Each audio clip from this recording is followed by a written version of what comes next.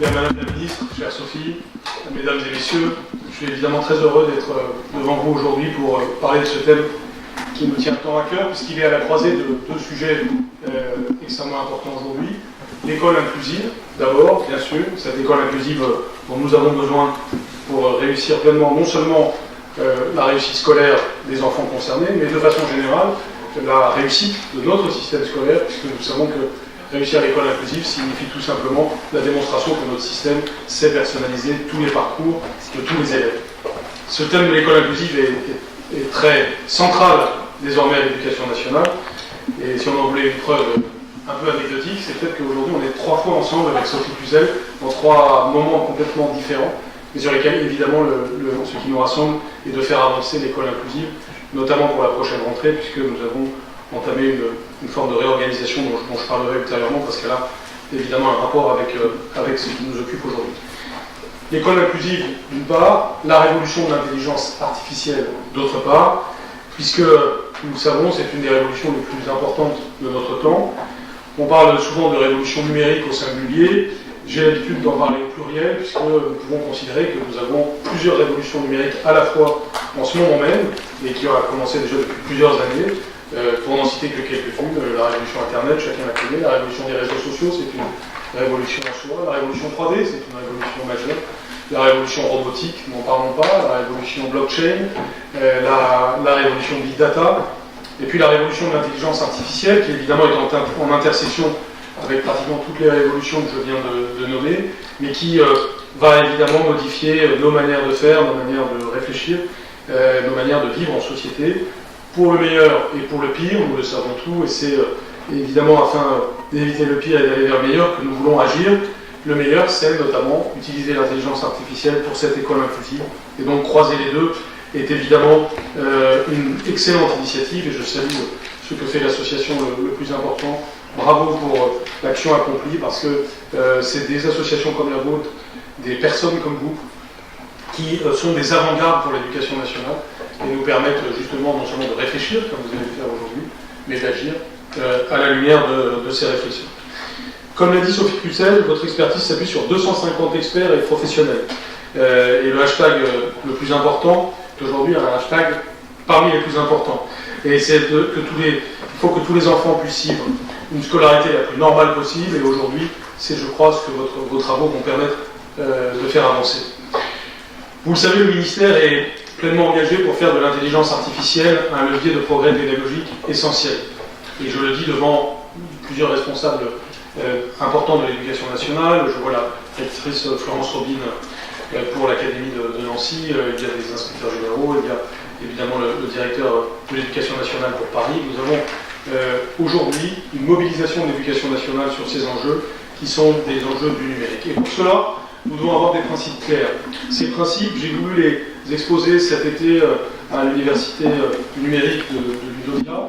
J'étais avec une autre personne présente ici, Jean-Marc Maillot, le directeur du numérique du ministère, pour indiquer quels étaient ces grands principes. Et je mentionne ce discours, non pas pour faire une auto-référence, mais pour que les approfondissements que certains d'entre vous pourraient souhaiter faire puissent être faits, puisque c'est un discours d'1 heure sur notre stratégie numérique qui fixe la feuille de route d'une certaine façon pour le ministère pour ces prochaines années.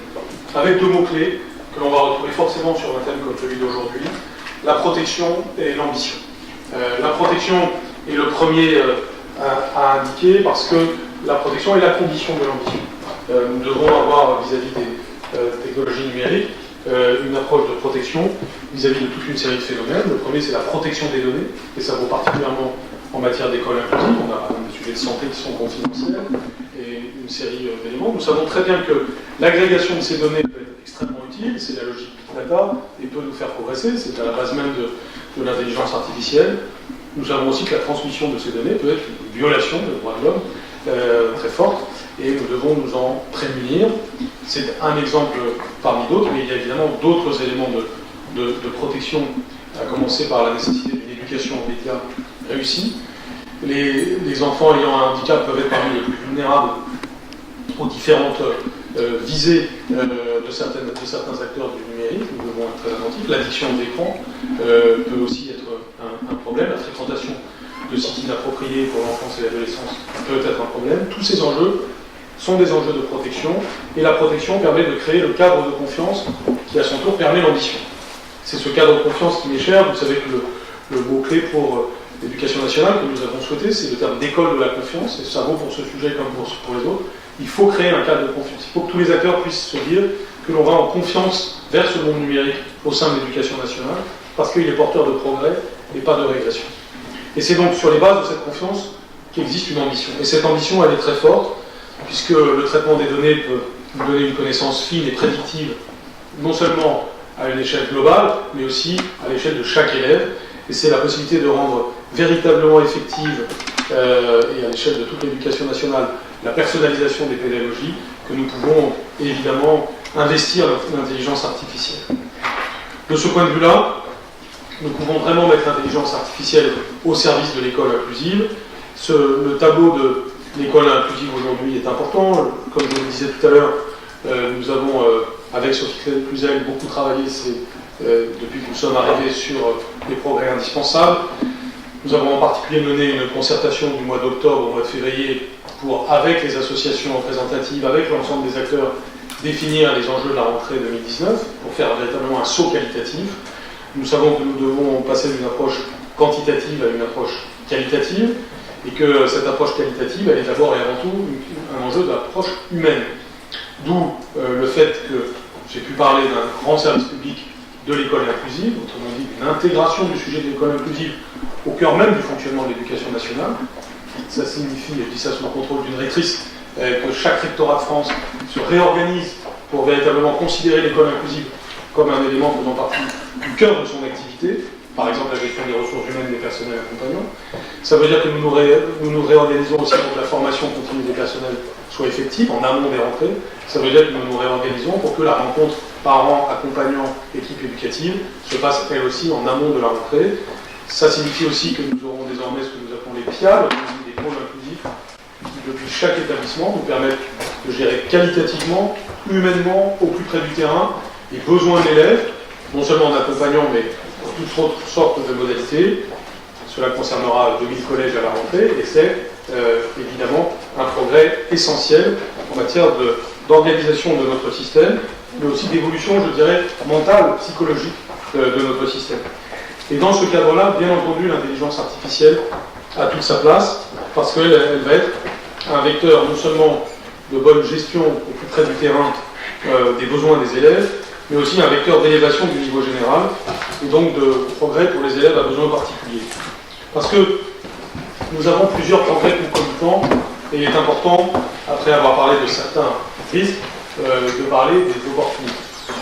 Le premier, et je le dis dans une maison qui est un haut lieu en la matière, comme elle l'est de beaucoup des progrès de la pensée humaine, les sciences cognitives nous permettent aujourd'hui de progresser jour après jour sur la connaissance du cerveau. Vous le savez, Stanislas Dehaene, qui est professeur au Collège de France et qui est aussi, à qui j'ai confié la présidence du Conseil scientifique de l'éducation nationale, fait très fortement ce lien entre les sciences cognitives et les méthodes que nous développons dans l'éducation nationale pour que la France se situe à l'avant-garde de ce que nous pouvons faire en matière de pédagogie par une connaissance fine des mécanismes d'apprentissage de l'enfant.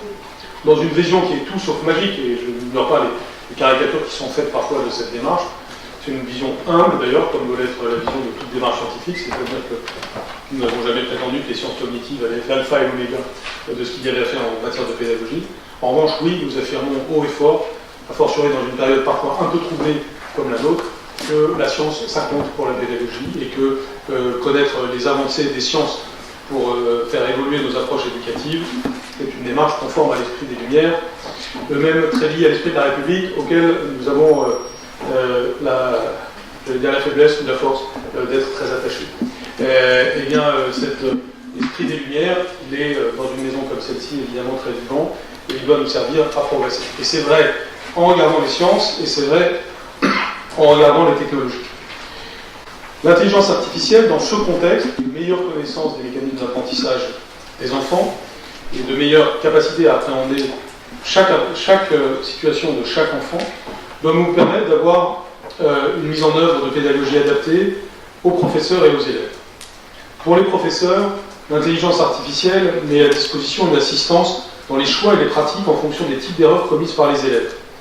Et ça, c'est évidemment très important. Lorsque nous faisons par exemple les évaluations de CP et de CE1, nous avançons vers une capacité à analyser le profil cognitif d'un enfant et de l'aider évidemment à rectifier ses erreurs.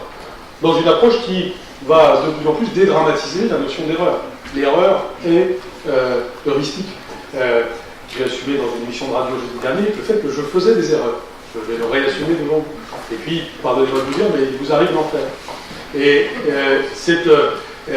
c'est humain, comme le dit l'adage latin, et c'est normal. Et nous sommes un pays qui ne l'accepte pas suffisamment. Peut-être certaines tendances du débat public n'y aident pas.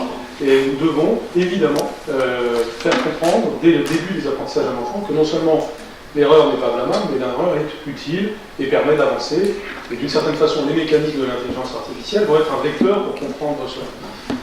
Plus je vais faire d'erreurs, plus je vais progresser, dès lors que ces erreurs sont identifiées, que j'en prends conscience et que j'avance sur un chemin qui m'est propre, parce que je fais des erreurs qui me sont propres et que je suis en situation de regarder lucide. La capacité à compiler les erreurs les plus courantes et les réponses à y apporter permet d'envisager la création d'une sorte de compagnon numérique de l'élève, une sorte de partenaire tout au long de sa scolarité et en complément du professeur. Le ministère s'est résolument engagé dans la recherche et l'expérimentation en vue de la diffusion de l'intelligence artificielle à l'école. À titre d'exemple, pas moins de 7 actions sur 22 du programme IFRAN, qui est donc mise en œuvre dans le cadre du programme d'investissement d'avenir, sous la direction du recteur Monteil, intègre cette dimension dans les domaines les plus variés. Nous avons donc, au moment où je vous parle, un certain nombre d'expérimentations qui sont enclenchées et qui vont évidemment nous être très utiles pour des mesures futures. J'ai aussi lancé un ambitieux partenariat d'innovation dans le domaine de l'intelligence artificielle, que l'on a doté de 12 millions d'euros, pour permettre de développer des outils conciliant le meilleur de la modernité technologique avec l'apprentissage des savoirs les plus fondamentaux à l'école primaire. Je souhaite, au travers de cela, réaliser des innovations technologiques qui positionneront la France à une échelle mondiale en tête des innovations réussies. Nous avons, par exemple, grâce à l'intelligence artificielle, des possibilités d'avoir des conversations possibles, y compris dans une autre langue, pour les apprentissages de nos élèves. Ça fait partie des pistes qui seront ouvertes. Je considère toujours que le fait d'être un grand service public de l'éducation nationale, une grande maison, au sens de l'importance de sa taille, eh bien, est un atout dans le contexte actuel, puisque cela nous permet d'avoir des effets de levier sur l'utilisation des nouvelles technologies. Nous sommes un pays qui, s'il réussit ce genre d'appel d'offres et ce genre de projet, peut très vite monter à l'échelle et ainsi d'abord avoir des effets de masse critique pour réaliser cela, et ensuite voire même se déployer à l'échelle mondiale et permettre à des edtech françaises d'être en pointe à l'échelle mondiale. Là où donc certains voudraient voir dans le fait d'être un grand service public de l'éducation nationale un archaïsme, nous avons en fait une modernité, c'est-à-dire une possibilité de cet effet de levier dont je parlais. L'intelligence artificielle, elle permet aussi d'agir à toutes les échelles de l'enseignement. D'abord dans le temps, parce que c'est le temps d'un test, donc le temps d'une journée, le temps d'un trimestre, le temps d'une année, le temps de plusieurs années, la possibilité aussi de suivre des cohortes d'élèves, mais aussi dans l'espace, puisque géographiquement, c'est à l'échelle d'un élève, mais aussi d'une classe, d'une école, d'un rectorat, et enfin du pays que nous pouvons agir. Et puis l'intelligence artificielle est une aide dans toutes les étapes de l'apprentissage. D'abord dans la méthodologie d'apprentissage, en utilisant des outils numériques pour faciliter l'apprentissage de l'élève. Je pense au logiciel test pour préparer un cours, aux plateformes interactives de contenu pédagogique pour l'élève, mais aussi en utilisant les outils pour suivre l'avancée de la compréhension de l'élève. Je commençais à le dire tout à l'heure, mais les plateformes avec test pour mesurer la performance d'un élève permettent de fournir à l'enseignant un suivi personnalisé par élève, avec des tendances par classe et même par discipline. C'est évidemment pour le pilotage pédagogique d'un établissement un progrès potentiel considérable. Cela va évidemment favoriser aussi le travail d'équipe, sujet sur lequel nous avons aussi à progresser considérablement et qui sera permis par les données partagées entre les professeurs. Dans l'accompagnement pédagogique des enseignants et des professeurs, cela va aussi nous permettre d'améliorer notre formation continue, puisque là aussi le même raisonnement vaut pour les professeurs. Nous pouvons aider à accompagner un professeur de façon plus personnalisée dans sa formation continue. On peut aussi lui fournir des données sur la pertinence des contenus enseignés, et aussi lui proposer des contenus pédagogiques adaptés en fonction justement des profils de classe qu'il aura pu définir. L'intelligence artificielle permet aussi d'améliorer la communication avec les parents. Nous le savons, la coéducation est un enjeu majeur. Les deux facteurs clés de réussite d'un système éducatif, c'est la formation des professeurs et la relation parents-école. Et sur ces deux points, nous pouvons progresser grâce à l'intelligence artificielle, parce que nous pouvons évidemment avoir une meilleure communication numérique avec les parents. Nous pouvons aussi avoir une meilleure capacité de l'école à fédérer les parents autour de son projet et à faire en sorte que l'élève soit porté par une communauté unie des adultes. Pour cela, il est indispensable de développer nos outils pour avoir des évaluations précises de la scolarité, pour avoir des perspectives de progrès et pour avoir des moyens d'aider les enfants. De ce fait, votre colloque peut revêtir une importance considérable, puisque nous avons des objectifs, je crois, assez clairs, nous avons aussi les moyens d'y parvenir, et donc on peut avoir des pistes de travail et des pistes opérationnelles sur toutes les dimensions que je viens d'aborder, et peut-être sur d'autres que je n'ai pas vues. Les chantiers sont vastes, car la diversité des besoins est importante. Le monde de la recherche représente un partenaire précieux, indispensable. Le partenariat que nous avons par exemple bâti avec le LAURIA, le laboratoire lorrain de recherche en informatique et ses applications, est un très bel exemple de ces échanges et de ces synergies au service des élèves. Pour ce qui est de nos changements institutionnels, je sais que c'est l'une des tables de discussion aujourd'hui, l'éducation nationale est évidemment très ouverte à ces changements. L'intelligence artificielle peut être une forme de vecteur du changement. Nous voulons donc, et je conclurai par là, une école pleinement inclusive, c'est-à-dire une école pleinement moderne, c'est-à-dire une école pleinement humaine. Pour moi, la grande question de notre époque, c'est comment est-ce qu'un monde de plus en plus technologique peut être quand même un monde de plus en plus humain. Le thème que vous avez choisi peut permettre d'en offrir une belles illustrations, parce que nous voyons bien les dérives inhumaines possibles d'un monde de plus en plus technologique, mais nous voyons bien aussi comment nous pouvons mettre au service de l'humain des nouvelles capacités qui n'ont jamais existé dans l'histoire de l'homme, qui nous ouvrent des perspectives extrêmement intéressantes. Je vous remercie.